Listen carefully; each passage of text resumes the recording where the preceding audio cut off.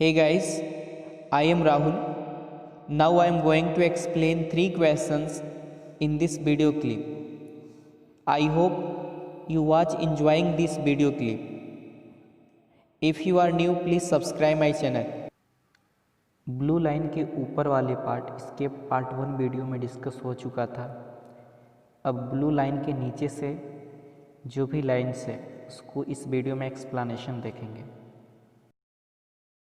The king turned round and saw a bearded man come running out of the wood. The man held his hands pressed against his stomach, and blood was flowing from under them. राजा मुड़ा और देखा कि एक दाढ़ी वाला आदमी जंगल की तरफ से आ रहा है और वो आदमी अपने हाथों को दबाए हुए पेट के पास और उसके पेट से ब्लड निकल रहे हैं।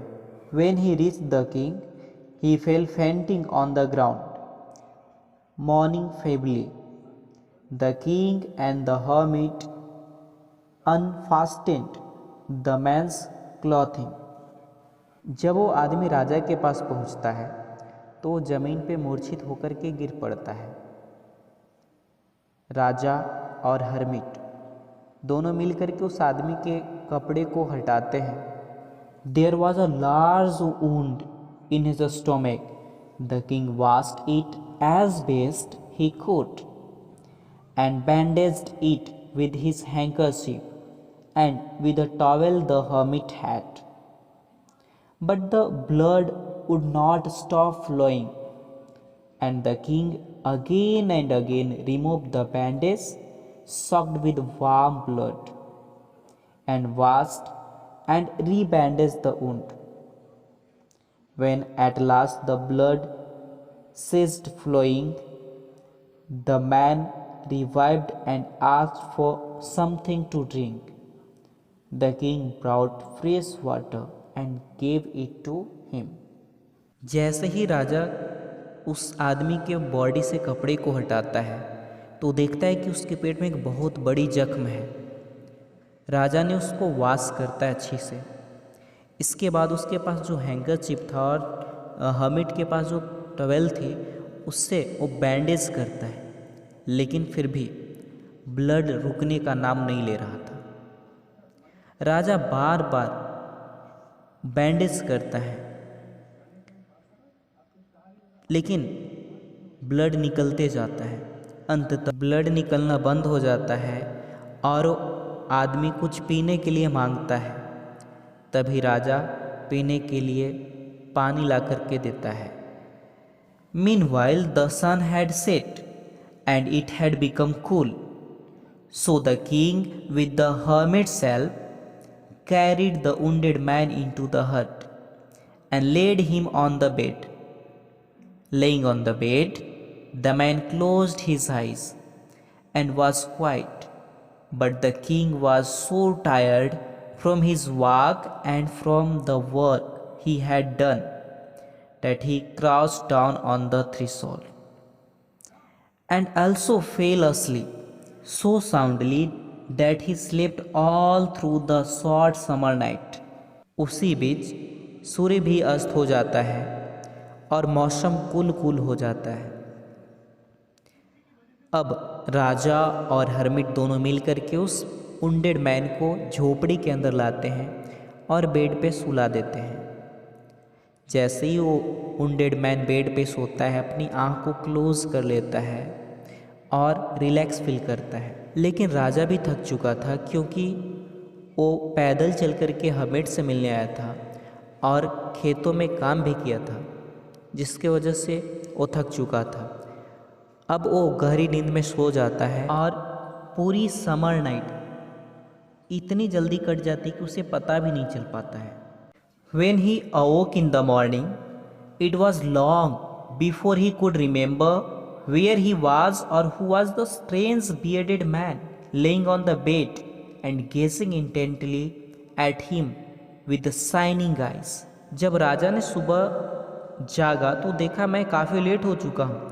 उसे कुछ भी याद नहीं था कि वह कहाँ है और वो सामने वाला जो दाढ़ी वाला आदमी है बेड पे पड़ा है वो कौन है? Forgive me, said the bearded man in a weak voice.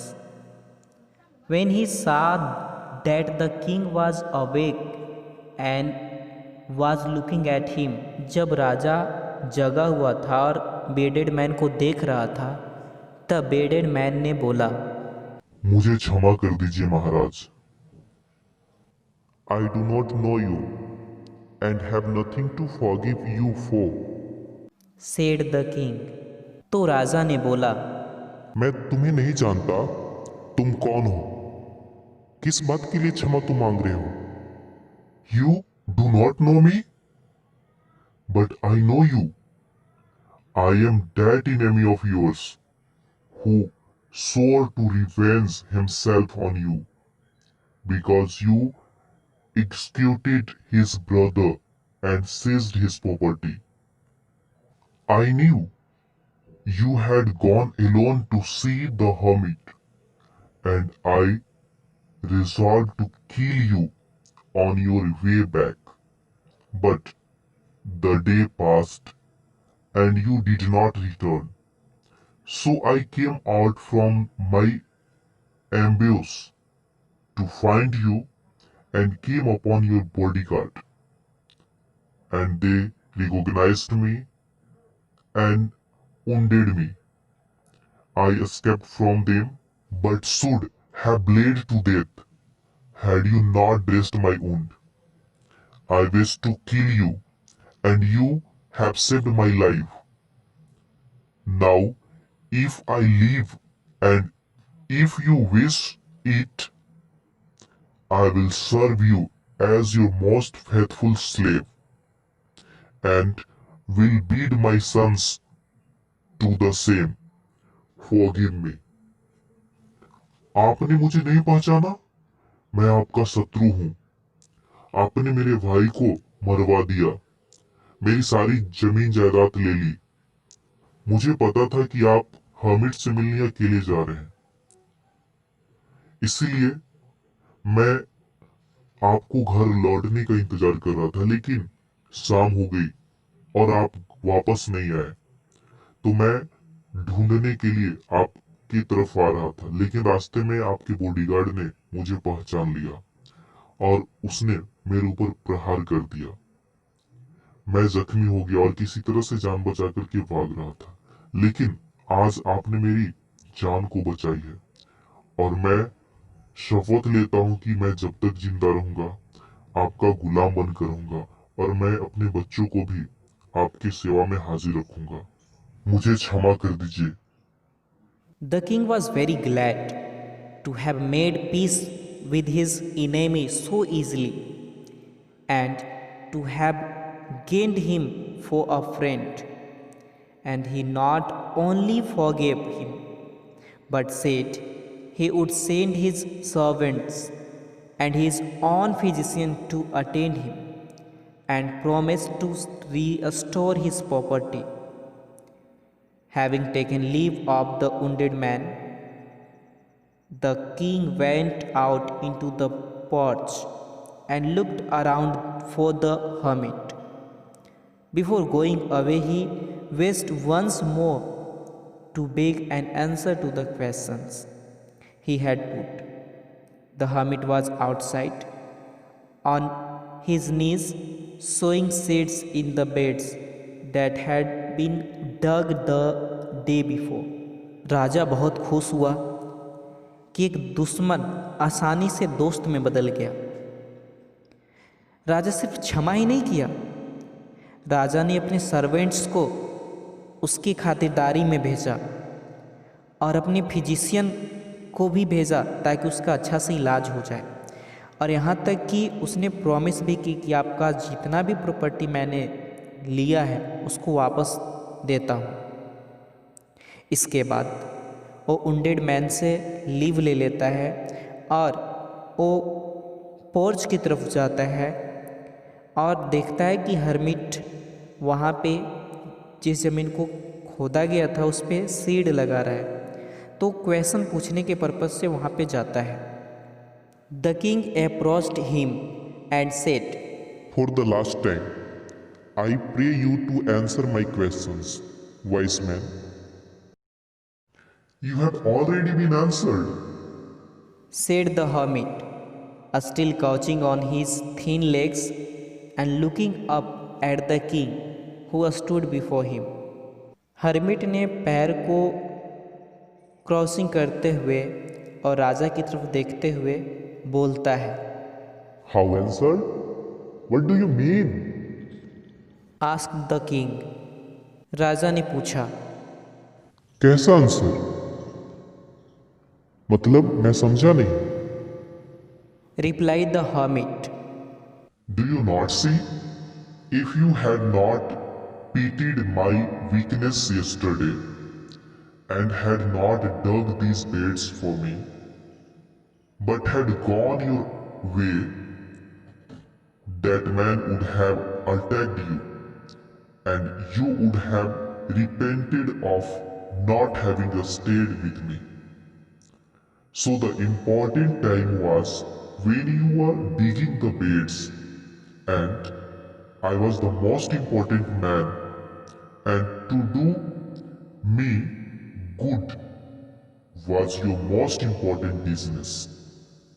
Afterwards, when that man ran to us, the most important time was when you were attending to him. For if you had not bound up his wounds, he would have died without having made peace with you. So, he was the most important man, and what you did for him was your most important business. Remember, then, there is only one time that is important. Now.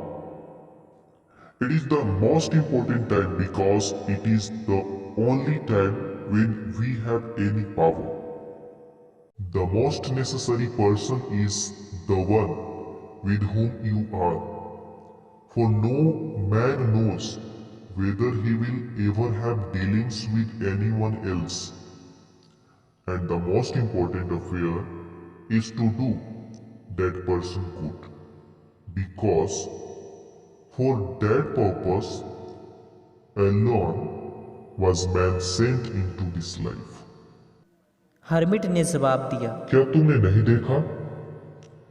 अगर तुम कल मेरे ऊपर दया नहीं दिखाते, बगैर जमीन खोदे तुम घर चले जाते, तो रास्ते में वो आदमी तुम पे अटैक करता और तुम सिर्फ पछताता।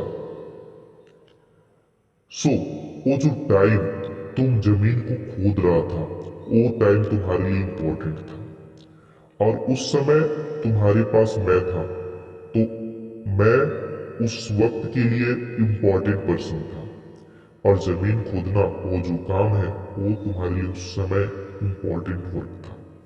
जब वो आदमी हम लोगों की तरफ आता है और मूर्छित होकर के गिर जाता है, तो उस वक्त तुम उसको हेल्प की, तो वो जो टाइम था वो तुम्हारे लिए इंपॉर्टेंट टाइम था और उस आदमी को तुमने हेल्प की, इसलिए वो आदमी तुम्हारे लिए इंपॉर्टेंट था और हेल्प करने की जो काम है वो तुम्हारे लिए सबसे ज्यादा इंपॉर्टेंट काम था। उस समय मैं इंपॉर्टेंट नहीं था जितना कि वो आदमी था। इसीलिए हमेशा याद रखना, हमारा एक ही टाइम इंपॉर्टेंट होता है और वो प्रेजेंट टाइम होता है जिस समय हम किसी काम को कर रहे होते हैं। हमारे लिए एक ही पर्सन इंपॉर्टेंट होती है जिसके साथ हम समय को बिता रहे होते हैं और हमारा एक ही वर्क इंपॉर्टेंट होता है जिसको हम उस समय कर रहे होते हैं।